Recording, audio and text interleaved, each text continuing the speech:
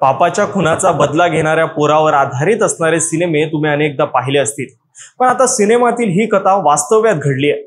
सांगलीत एका तरुणाने आपल्या वडिलाच्या खुन्याला 4 वर्षांनी संपवलंय। मुजाहिद शेख असं या तरुणाचं नाव असून त्याने आपला मित्र जय पाटीलच्या मदतीने महेश कांबळेचा भर चौकात खून केलाय। पोलिसांनी दिलेल्या माहितीनुसार मृत महेश कांबळे याने 2021 मध्ये मुजाहिद शेखच्या वडिलांची हत्या केली होती। तसंच त्याच्या आईसोबत सुद्धा कांबळे याचे अनैतिक संबंध होते, त्यातून ही हत्या करण्यात आली आहे। पण दिसतंय तसं हे सोपं प्रकरण नाहीये, यामध्ये प्रकरणाला अनेक किनार आहेत। आजच्या व्हिडिओत आपण पाहणार आहोत की या पूर्ण प्रकरणाची संपूर्ण पार्श्वभूमी काय, मृताने आरोपीच्या वडिलाचा खून का केला होता आणि वर्तमानात आरोपीने खुनाचा बदला कसा घेतला। चला तर पाहूयात। नमस्कार, मी प्रथमेश धोटे आणि तुम्ही पाहतात महाराष्ट्र भूमी।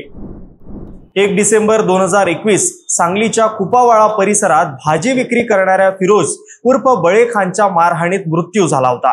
त्याचं झालं असं की सांगलीच्या विष्णू अण्णा फळ मार्केटमध्ये भाजीपाल्याची होलसेल विक्री करणाऱ्या महेश प्रकाश कांबळे याच्याकडून बळे खान हा माल घेऊन जायचा आणि आठवडी बाजारात विक्री करायचा।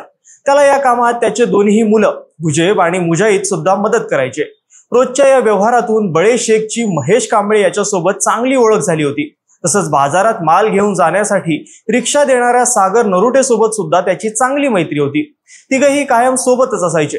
पण बळे शेखला दारूचं मोठं व्यसन होतं। तो आपला बराच पैसा दारूमध्ये उडवायचा। 2019 ते 2021 या दरम्यानच्या कालावधीत बळे शेखने महेश कांबळे याच्याकडून 1 लाख रुपये उसने घेतले होते।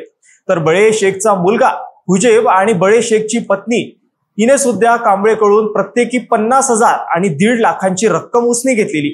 2 वर्षाच्या काळात शेख कुटुंबियांवर महेश कांबळे याचं 3 लाखाचं कर्ज झालं होतं, पण त्यातला 1ही रुपया त्यांनी कांबळे याला परत केला नव्हता। परिणामी शेख कुटुंबीय आणि कांबळे यांच्यामध्ये वादाला सुरुवात झाली। पण वाद जास्त वाढू नये म्हणून 19 जून 2021 रोजी कांबळे याने एक मधला मार्ग काढला, ज्यात बळे शेखने त्याला दररोज 100 रुपये द्यायचे, तर त्याच्या पत्नीने 200 रुपये आणि मुलगा हुजेबने महिन्याला 5,000 रुपये द्यायचे असं ठरवून घेतलं। याबाबत कांबळे याने त्याच्याकडून 100 रुपयाचा बॉन्ड सुद्धा केला होता, पण तरीही शेख कुटुंबियांनी कांबळेला परत पैसा दिला नाही। अशा 2021च्या नोव्हेंबर महिन्यात त्यांच्यात पुन्हा वाद झाला, तेव्हा सागर नरुटे सुद्धा तिथं होता। बळे शेखने दारूच्या नशेत सागरच्या रिक्षाची काच सुद्धा फोडली होती। तेव्हा महेश कांबळेकडून बळे शेखला मारहाण करण्यात आलेली। याबाबत पोलिसांना सुद्धा तक्रार दाखल करण्यात आली होती। त्यानंतर 1 डिसेंबर 2021च्या रात्री 8 ते 9 वाजेच्या दरम्यान महेश कांबळे आणि सागर नरुटेला बळे शेख हा शहरातील लवली सर्कलवर दारूच्या नशेत दिसला। कांबळे आणि नरुटेने त्याला लवली सर्कलच्या आतील रोडवर घेऊन बेदम मारहाण केली। त्यानंतर त्याला रेल्वे स्टेशनच्या भागात फेकून दिलं। दुसऱ्या दिवशी ही बाब बळे शेखच्या कुटुंबियांना कळाली, तेव्हा त्यांनी त्याला रुग्णालयात दाखल केलं, जिथं डॉक्टरांनी त्याला तपासून मृत घोषित केलं। त्याच्या मृत्यूनंतर त्याचा मुलगा हुजेबने शिवाजीनगर पोलिसात महेश कांबळे आणि सागर नरुटेच्या विरोधात तक्रार दाखल केली होती। हुजेबच्या तक्रारीच्या आधारावर पोलिसांकडून कांबळे आणि नरुटेला अटक करण्यात आली, तर न्यायालयाने महेश कांबळे याला कोठडी सुनावली होती। 2021च्या डिसेंबर महिन्यापासून महेश कांबळे हा तुरुंगातच होता, ज्यानंतर सांगली सत्र न्यायालयाने 2023 मध्ये त्याची जामिनावर सुटका केली। जामिनावर बाहेर आल्यानंतर महेश कांबळे हा पुन्हा विष्णू अण्णा फळ मार्केटमध्ये आपला जुना व्यवसाय करायला लागला। तर इकडं दुसऱ्या बाजूनं बळे शेखचे दोन्ही मुलं हुजेब आणि मुजाहिद मोठे झाले होते। महेश कांबळे हा तुरुंगातून बाहेर आल्याची बाब त्यांना कळाली होती। मोठा मुलगा हुजेब तर सगळं विसरला होता, पण लहान मुलगा मुजाहिद कांबळेवर नजरच ठेवून होता। त्या दरम्यान कांबळेने शेख कुटुंबियांसोबत पुन्हा संपर्क वाढवला। बळे शेखचा मुलगा हुजेब आणि त्याची पत्नी हळूहळू कांबळेंचे पैसे परत देखील करत होते। पण याच दरम्यान झालं असं की कांबळेंचे मृत बळेच्या पत्नीसोबत अनैतिक संबंध सुरू झाले। 2023 पासून महेश कांबळे आणि मृत बळे शेखची पत्नी अनैतिक संबंधात होते आणि याची कुणकुण सर्वांना होती। कांबळे राजरोजपणे त्यांच्या घरी सुद्धा जायचा। याच दरम्यान बळेचा मुलगा हुजेब आणि मुजाहिदने त्याचे 2,40,000 रुपये सुद्धा परत केले होते, पण फक्त 60,000ची रक्कम बाकी होती। त्यासाठी महेश कांबळे हा शेख भावंडांकडे तगादा लावून होता।